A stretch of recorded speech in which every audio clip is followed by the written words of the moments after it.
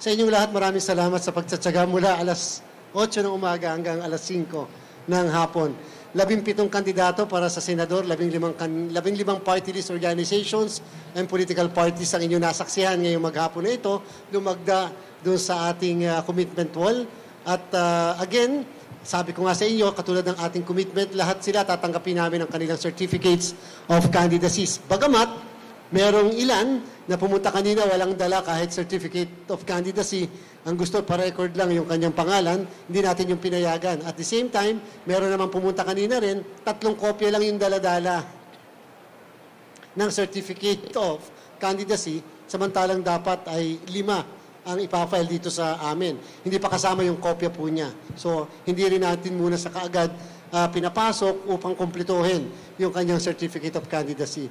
So far, sa buong bansa po, para sa inyong kaalaman, sa monitoring po ng aming operation center, buong bansa po, para sa inyong kaalaman, sa monitoring po ng aming operation center na nandyan sa main office ng COMELEC, wala po kahit isa na untoward incident o pangyayari na na-disturb yung filing natin ng candidacy. Sa Batanes, kai-inform lang po sa amin ng regional director natin na nag-extend sila ng registration ngayong araw na ito, and at the same time, sabay na rin ang filing ng certificates of candidacy. So dalawang aktibidad po ang ginawa nila sa araw na ito sa halip na humingi pa ng additional na araw pagkatapos ng filing ng certificate of candidacy. So lumalabas po base sa ating initial assessment na napaka matagumpay yung naging unang araw ng filing ng certificate of candidacy.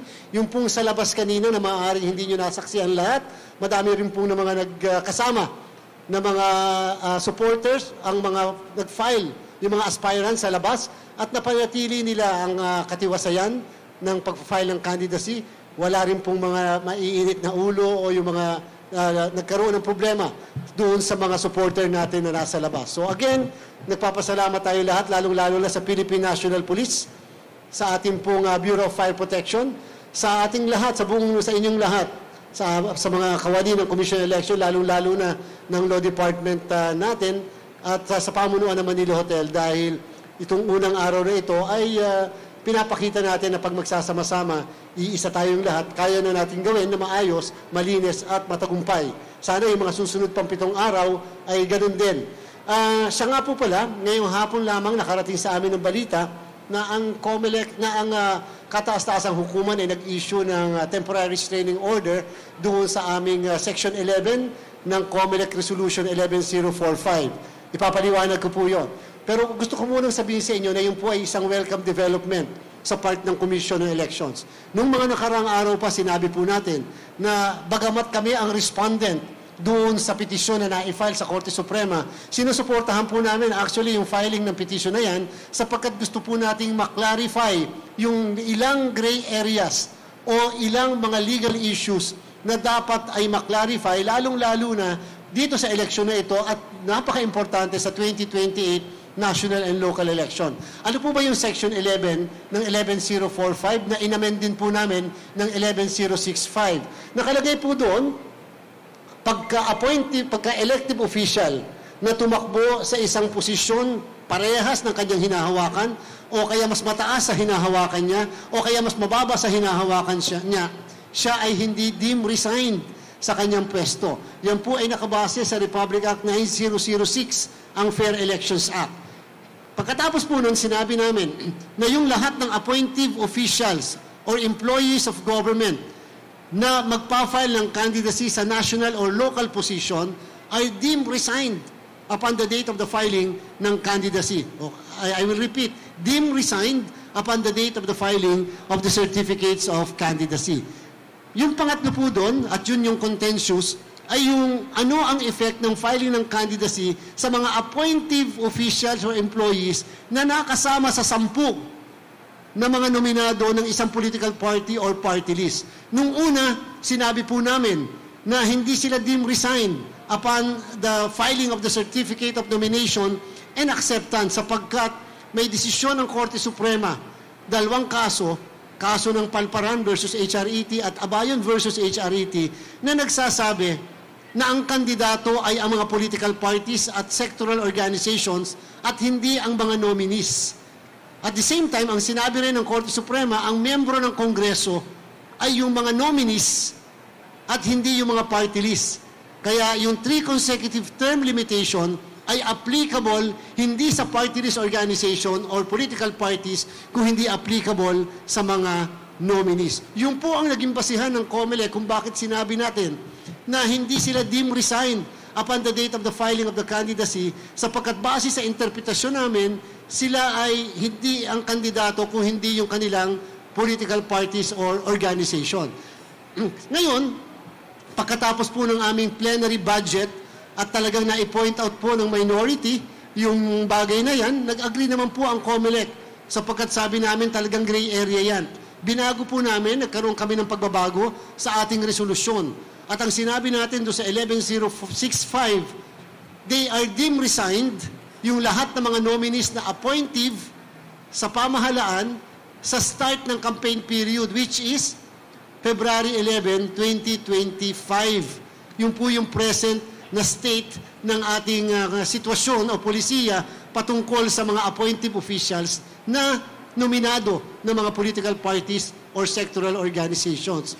Kaya lang, yung pong petisyon ay na-file hindi doon sa 11065, kundi na-file sa questioning 11045, yung original resolution. Pero po, despite that, again, welcome na welcome po sa amin yan. Sana nga, itong kasong ito na nasa Korte Suprema ngayon ay magkaroon ng kaliwanagan tungkol sa bagay na yan. In the meantime, ano ang epekto ng TRO na pinatupad ng Korte Suprema? Ang epekto po niyan, lahat ng appointive officials ngayon na kasama ang pangalan nila sa 10 na ibibigay ng, o ipa-file ng mga political parties or sectoral organizations dito sa atin, sa tent ng Manila Hotel, they are deemed resigned upon the filing of the Certificate of Nomination and Acceptance. So kung kanina, doon sa 15 na nag-file ng Certificate of Nomination and Acceptance, meron doon na isa man na appointive official or employee ng pamahalaan, ngayong araw na to, siya ay deemed resigned because of the TRO of the Supreme Court. So maraming salamat po at maghihintay na po kami ng inyong mga katanungan.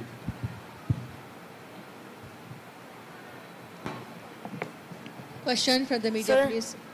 Chairman, meron din po kayong minention kanina during yung first interview natin na may 42 party list organization kayong in-approve or in-accredit?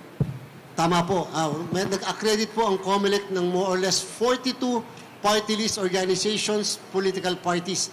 Sa ating pong record, ay mukhang mas mababa itong ating na-approve na ito kumpara sa mga dalawang nakaraang halalan para sa party list. Bagamat, meron po kasi na 117 na existing pa na party list.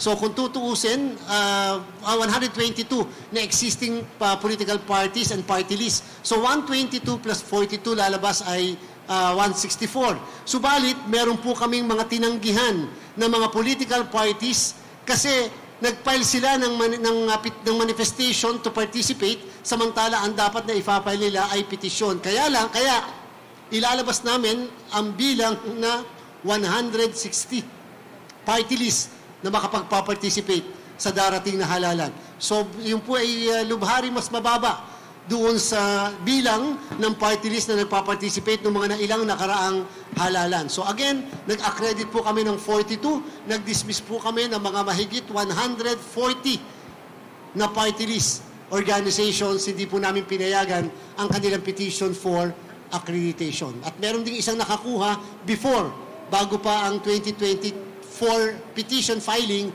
ng TRO mula sa Supreme Court. Kaya kasama po siya sa 160 na makapagpa-participate sa party list. Ngayon po, sa mga oras na ito, natatanggap na ng lahat ng 160 na party list organizations at political parties ang isang notice na nagsasabi na kasama sila sa raffle sa October 18 para i-determine ano ang numero na babagsakan nila para makasama doon sa balota. Meron po tayong raffle na i-conduct para sa 160 party list. As a backgrounder lang at bilang informasyon, ang bilang po ng party list seats sa Kongreso ay 63. representing 20% of the composition of